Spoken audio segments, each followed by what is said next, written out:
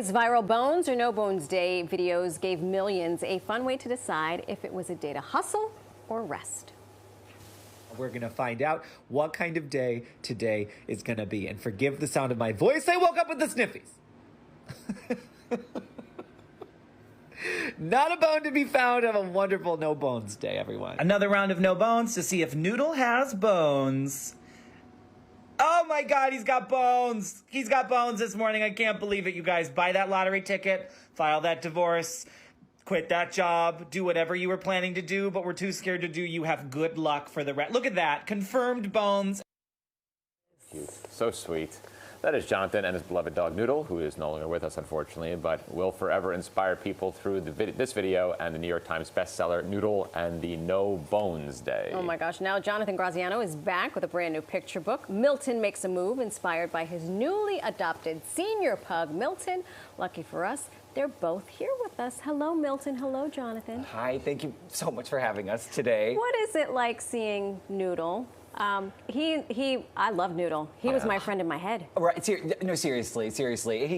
I love getting to see him. Obviously, it's sad that he's not here anymore, but the way that his legacy has surpassed anything that I will ever accomplish is what parent could want more, right? Yeah. So let's give a little love to Milton right now. Hello, Milton. Seriously. How is Milton doing? Milton's great. Milton's doing really well. Milton is, I'd say he's lapping up the spotlight, but he's just comfortable wherever I am. I can tell by his face he's thrilled to be here. Yeah, unfortunately he was promised chicken from the last. I want chicken. He was promised that, so we're on a tight timeline. Okay. He's here for chicken and wine. Yeah, chicken and wine. That's what he wants. You had a book signing and photograph for fans over the weekend. How did young Milton handle all of this? He was so good. Yeah. He was so good. We got to sit, we did it at the Barnes & Noble Union Square, which was so wonderful. We had a bunch of kids come, and he sat right on this little table.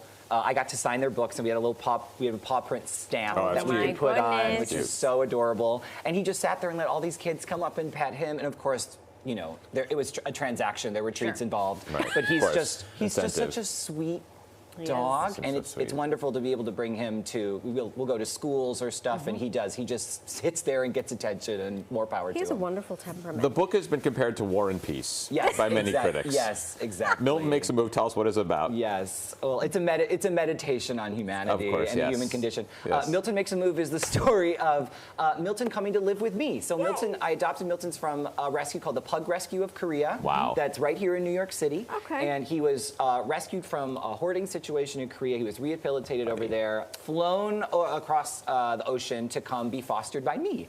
And this book is essentially about the bravery that it takes for a dog to go through a lot of change and then recover from it. And he was so anxious, went through so much. And, you know, I was trying to think how a dog's journey or this, you know, any dog's journey can relate to people with a lot of ways. How change is scary and being brave is hard. And he didn't really have a say in a lot that happened with him, and he was so brave with it. And I thought there would be something that would really resonate with kids and even adults. Yeah, for sure. I hate flying. Like, I would never get on an airplane as sober as he was. So it was that thing where I was just kind of like, he was so brave, and I can be brave too. And I thought that would strike with people. We can learn so much from dogs. So this is deeply personal to you because you, and we showed the clip, you were the dad to Noodle. Yeah.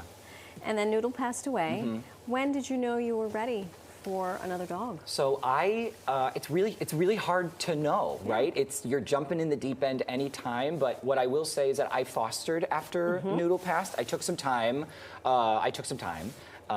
And because anyone who takes care of an old dog or a senior dog knows that emotionally it's so hard. But I started fostering after Noodle, and I knew with the platform that I had that we could find homes for them. One of my pugs has a boat. Like a boat? Yeah, he's got a boat on the Jersey Shore. He's fine. A pug-sized boat or an actual boat? No, he's got one of those pontoons. He's doing. Yeah, he's very. He's great. I should write a book. That's my thing. Seriously, get an old dog. That's the trajectory. That's how you do it. Yeah.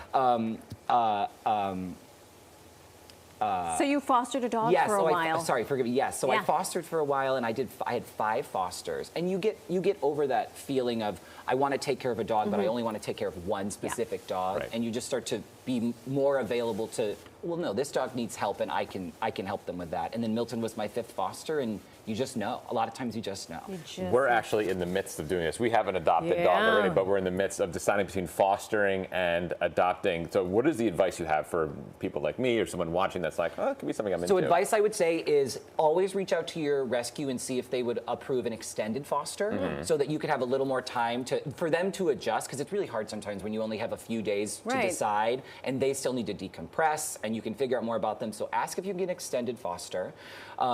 And I will always encourage adoption. I will always encourage adoption and fostering. Any dog, wherever they come from, needs a home. But there are a lot of dogs that are genuinely in need of homes. That's right. And that's a lot of the senior dogs. Right, yes. Or the dogs in shelters that really get a bad rap. Milton was adopted, and he's a published author. And he's a published author. He's a published author. He's a distinguished gentleman. Exactly, distinguished gentleman. What else does this gentleman like to do? He's very curious, but he's very composed. Yes, he's very curious and composed. His favorite thing to do, and he's really accomplished at this, he's exceptional at sitting on a pillow on my couch. Oh, yes, I majored in that in college. Yeah, exactly. Okay, fair. His thesis is almost done. He's so cute. He's great at being carried places. He's exceptional at being carried places. It's not my thing. But he's also just really, he's just got a great temperament. Yeah. And it's wonderful, especially getting to go around. And a lot of times we'll go to a school or something, and if the kids are really young, I'll read the books and they'll say, "Is this Noodle?" And we'll just be like, "Yes." You know what I mean? Like, Yes, I'll look at the he's teacher. fine with it. I will. I'll look at the teachers, be like, "Have they crossed this threshold yet?" No. Okay, great. This is Noodle. It's Tom Noodle. Cruise. And he's so friendly, and it's nice. Noodle had a big personality, so right. we're salvaging some Love it. reputation. Well, you guys are adorable, Mr. Milton. Thank you. We're not making eye contact as Nope. part of his rider. There were the Jonathan, chickens that way, I swear. thank you for not sharing speak. your story, and congratulations on the book. Hi, Thank you so much. So cute. gorgeous puppy.